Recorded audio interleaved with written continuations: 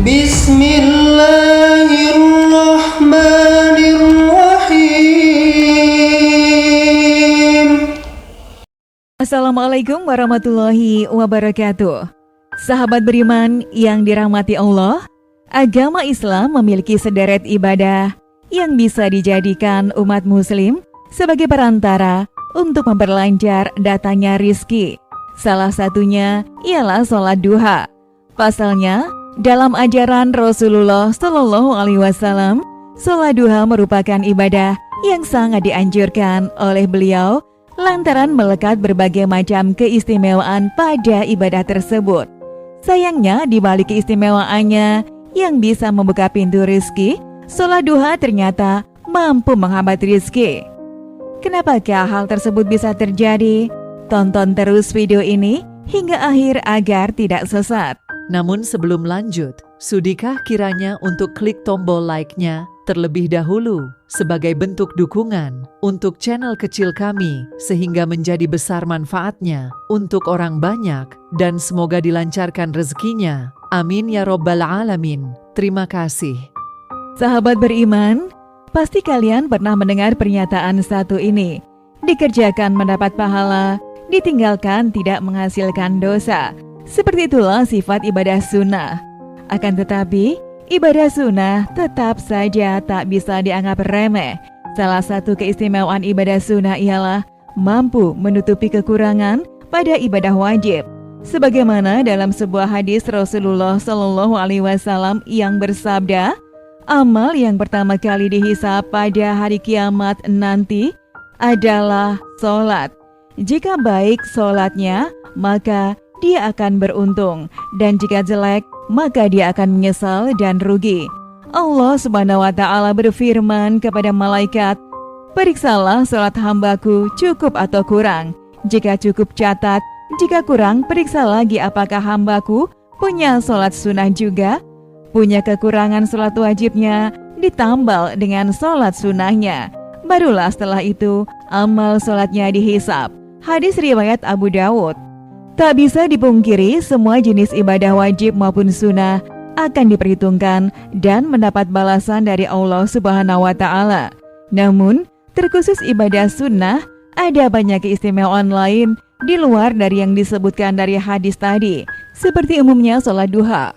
Ibadah sunnah satu ini merupakan ibadah yang diperintahkan oleh Rasulullah untuk selalu dikerjakan, karena siapa saja yang mengerjakannya akan digolongkan bersama dengan kelompok orang-orang bertaubat, di mana kondisi tersebut telah disebutkan dalam hadis Rasulullah Shallallahu Alaihi Wasallam. Tidak ada yang menjaga sholat sunnah duha selain para awabin, sebab sholat duha adalah sholatnya para awabin. Hadis riwayat Ibnu Zaimah. Menurut Imam An-Nawawi rahimahullah, awabin bermakna orang-orang yang bertobat dan kembali kepada Allah Subhanahu wa Ta'ala. Bahkan dari berbagai rujukan hadis lainnya, sholat duha memiliki segudang manfaat, entah sedekah badan, menghapus dosa sebanyak buih di lautan, serta mengundang datangnya rizki. Rasulullah Shallallahu Alaihi Wasallam bersabda, setiap persendian kalian memiliki kewajiban untuk bersedekah setiap hari. Maka dari itu, setiap sholat adalah sedekah baginya, puasa adalah sedekah, dan untayan tasbih adalah sedekah, dan tahmid pun adalah sedekah untuk membayar setiap persendian anggota tubuh. Rasulullah menghitung setiap amal tersebut dan berkata, 2 rakaat di waktu duha cukup untuk membayar sedekah tersebut. Hadis riwayat Abu Dawud. Muhammad Samsul Haqi Al-Azim Abadi berpendapat bahwa setiap harinya Allah Subhanahu wa Ta'ala memberikan kesehatan jasmani kepada hambanya, dan sholat duha bisa menjadi alternatif sebagai ungkapan rasa syukur sekaligus menjadi amalan sedekah bagi setiap anggota tubuh yang kita miliki. Memang tak bisa disangkal, untuk memperoleh keistimewaan sholat sunnah duha haruslah dikerjakan sesuai dengan jumlah rakaatnya. Para ulama telah menyepakati jika ibadah tersebut minimal dilaksanakan 2 rakaat. Namun beberapa ulama berbeda pendapat dalam menentukan jumlah maksimal rakaatnya. Seperti pendapat Imam Ar-Rafi'i dan Imam Ar-Ruyan, beranggapan 12 rakaat adalah jumlah paling maksimal. Pendapat tersebut disandarkan pada sabda Rasulullah Shallallahu Alaihi Wasallam, jika kamu sholat 2 rakaat, maka tidak akan dicatat sebagai orang yang lalai. Jika kamu sholat 4 rakaat, maka akan dicatat sebagai muslimin atau orang baik. Dan jika kamu sholat 6 rakaat, maka dicatat sebagai orang yang senantiasa berdiri mengerjakan sholat. Jika kamu sholat 8 rakaat, maka dicatat sebagai orang yang sukses dan beruntung. Dan jika kamu sholat 10 rakaat, maka dosamu tidak akan dicatat pada hari itu. Dan jika kamu sholat duha 12 rakaat, maka Allah akan bangunkan rumah di surga. Hadis riwayat Al-Baihaqi. Sayangnya, dalil rujukan Imam Ar-Rafi'i dan Imam Ar-Ruyani memiliki kedudukan lemah dari sanadnya. Namun sebagai orang muslim, tidak perlu meributkan jumlah rakaat yang harus dikerjakan, sebab yang paling penting adalah mengerjakan salah satu ibadah sunnah yang sangat dicintai oleh Rasulullah Shallallahu Alaihi Wasallam. Lain halnya dengan pendapat Imam An-Nawawi yang mengatakan, jika sholat duha maksimal dikerjakan 8 rakaat dan minimal 4 rakaat. Hal tersebut dikisahkan Nu'ain bin Hambar, di mana beliau mendengar Rasulullah SAW bersabda, Allah Subhanahu wa Ta'ala berfirman, wahai anak cucu Adam, laksanakanlah untukku dan janganlah engkau tinggalkan 4 rakaat di awal hari, maka aku akan mencukupimu dengan sholat itu di hari akhir. Hadis riwayat Ahmad.